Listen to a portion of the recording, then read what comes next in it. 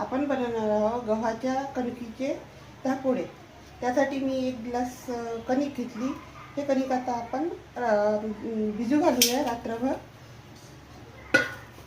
1 glass कणिक आहे, 1 glass आहे आणि 1 ग्लास पाणी घेते मी।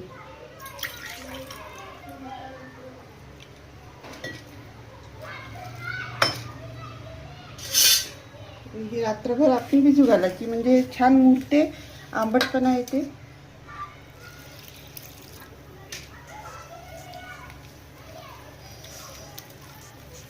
अजून 1 ग्लास पाणी टाकते।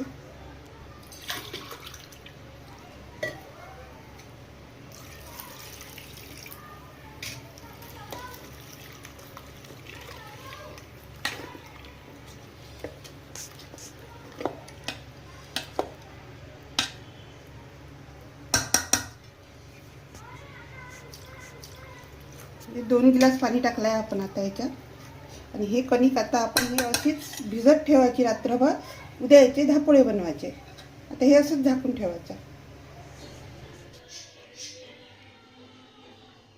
हे काल आपण कणिक भिजू घातली होती धापोळे करायसाठी। आता हे पहा, छान मस्त अशी आंबट झाली आहे। हे पहा, असं चीक आला आहे। तर आता आपण याचे धापोळे करायचे आहे। तर याच्यासाठी आपण पाणी उकळायला ठेवू। गॅस पेटू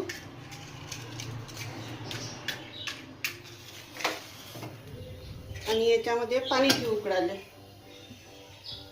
या ग्लासने मी याच्यात काल 2 ग्लास पाणी टाकलं होतं। तर आता ना 3 ग्लास पाणी टाकतो या ग्लासने।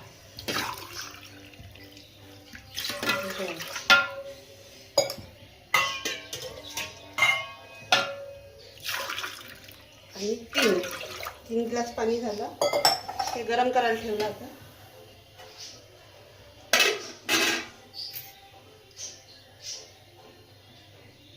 उकळल्यावर हे गव्हाचे पीठ याच्यात टाकायचे धापोळीसाठी। ते उकळी यापर्यंत राहू द्यायचं। पाणी उकळलं आहे आपल्या धापोळीचं। आता याच्यातलं अर्धा पाणी काढून ठेवू आपण भांड्यात। गॅसचा पावर कमी करू।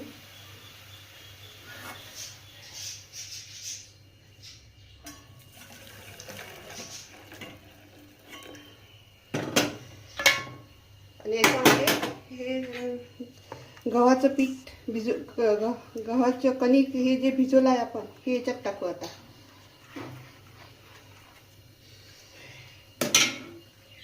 आणि असं चमच्यानं घोटत राहायचं, नंतर गोळा बनतो।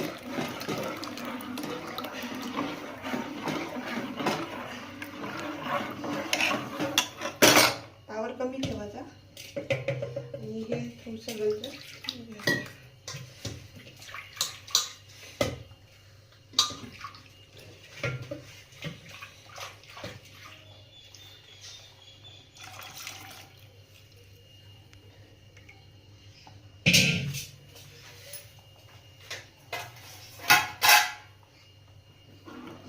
असं चमच्यानं घोटत राहायचं याला।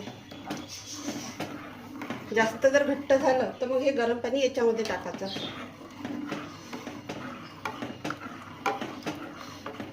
घोटत राहिल्यानं गोळे बनत नाही, तर गोळे बनून येते त्याचे। मस्त हे आंबट झालंय। आपण काल भिजू घातलं होतं याची। आता हे छान आंबट आंबट झालं। बस याची धापोळी छान लागते।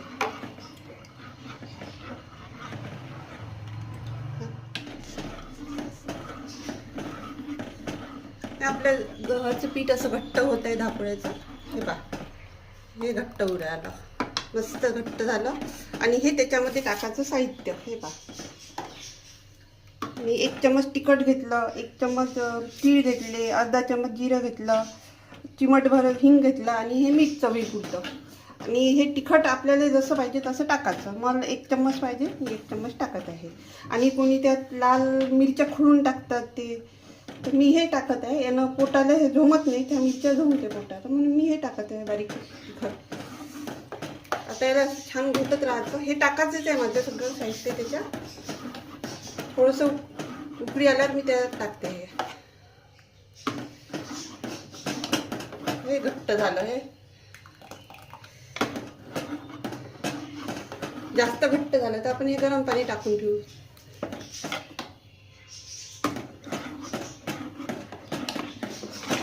घोटत राहते.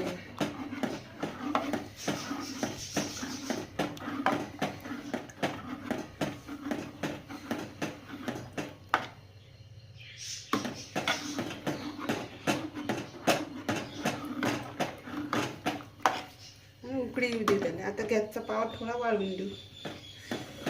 उकळी आली पाहिजे. आता हे घोटत राहतं, पण नाही तर असं गोळा लागतो बनतो त्याचा.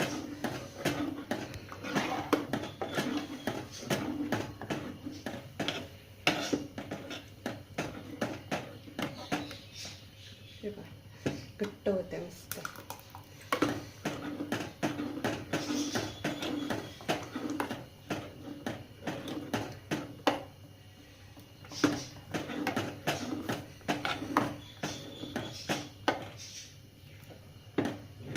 वाटलं तर मग पाणी टाकतो आपण त्याच्यात. आता सध्या नाही टाकायचं. छान पाहा घट्ट होतं एकदम.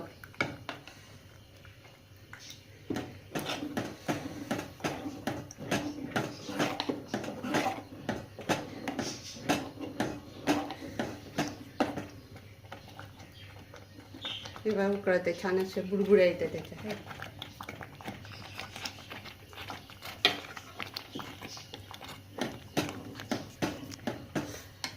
पुन्हा पावर कमी करू थोडा. आता आपण हे सर्व त्याच्यामध्ये टाकूया. हिंग,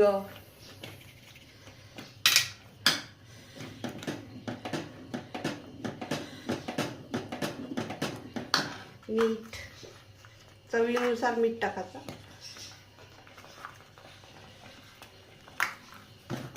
2 चम्मच टाकला. जिरं,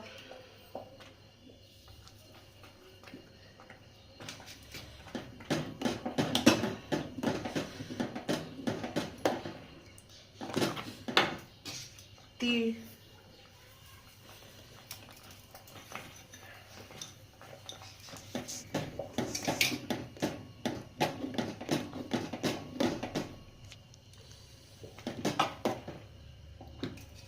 आणि लाल तिखट.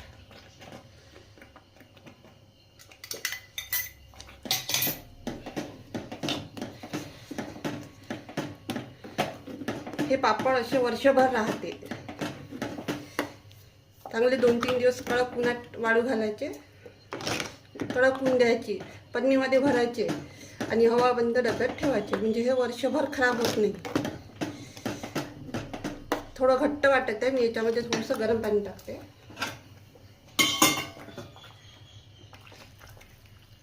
आपलं शिजायचंच आहे. त्याच्यामध्ये थोडं गरम पाणी.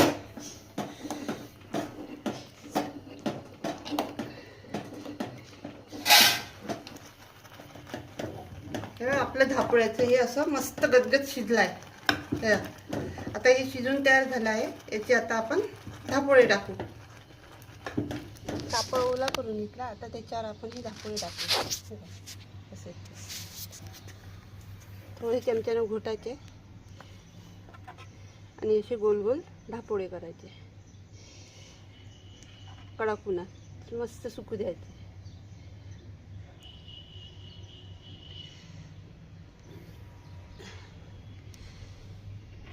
कोणी या धापुळ्यामध्ये दही टाकते आंबट्यासाठी, कोणी ताक टाकते.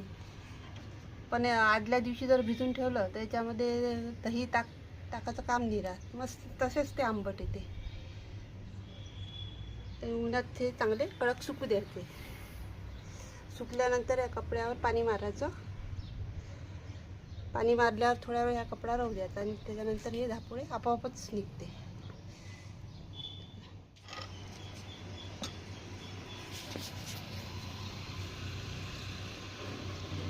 हे आपले गव्हाच्या पिठाचे धापोळे बनवून तयार झाले आहेत कणकीचे. आता आपण याला हे छान असे 2-3 दिवस हे कडक उन्हात वाळवले. असे कडक झाले. आता हे तुम्ही पाहू शकता. आता आपण याला तेलात तळूया. कढई गरम करायला ठेवतो.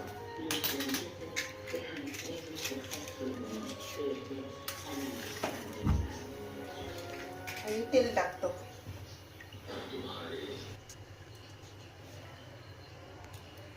आता आपण हे धापोळे तळून घेऊया तेलात.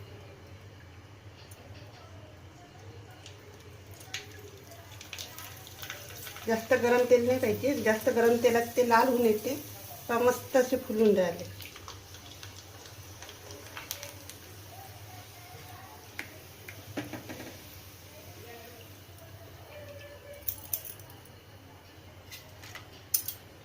फुल पाहिजे.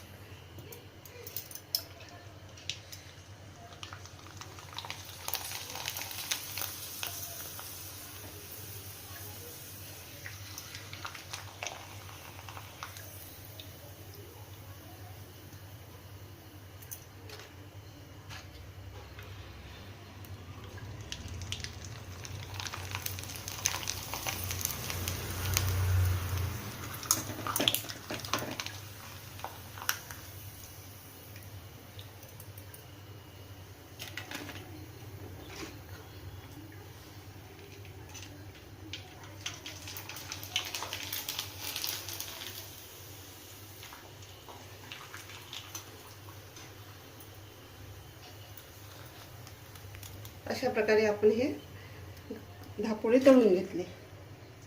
गॅस बंद करूया. हे तुम्ही पाहू शकता, हे मस्त असे कडक झाले, फुलले. त्याच्यामध्ये आपण काहीच नाही टाकलं, सोडा खार पण नाही टाकला आणि इनो पण नाही टाकला आणि फुलखार पण नाही टाकला, तरी हे आपले धापोळे छान असे नरम कुरकुरीत झाले आहे. हे पहा. व्हिडिओ आवडल्यास लाईक करा, शेअर करा, सबस्क्राईब करा.